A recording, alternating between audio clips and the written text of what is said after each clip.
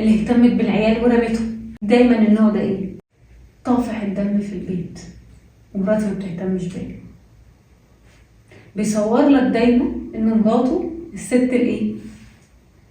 الشريرة اللي ما بتقدروش، اللي ما بتعرفش تقول له شكرا،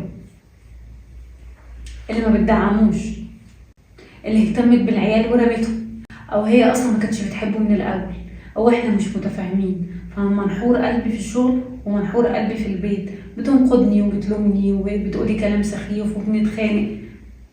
فياخد بقى اللي احنا هنجيلها بعد شويه، اللي عاوزه تلعب دور الايه؟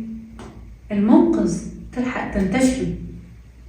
ويا سلام بقى لو يكون عنده شويه نجاح، فحرام عليها ده في مكان غير مكانه، وهو اصلا اللي افتعل القصه دي، يا اما بطريقه مباشره يعني كذاب وما اداش للست التانية احتياجاتها، او ما قدرش ظروفها وكان اناني. واغلبيه الخيانات بتيجي في وقت ما بيكون البيبي صغير، في الوقت اللي هي مش مشغوله بيه، وهو اتعود ان هو يكون مصدر ايه؟ الاهتمام. مش زي اي اب طبيعي هيفرح بالبيبي، ممكن يفرح بس مش قوي، اوكي، ويفرح ان يبقى ليه امتداد، بس ايه اللي هيحصل؟ الاهتمام مبقاش فيه، يبتدي يدور على واحده تانية تديك ده.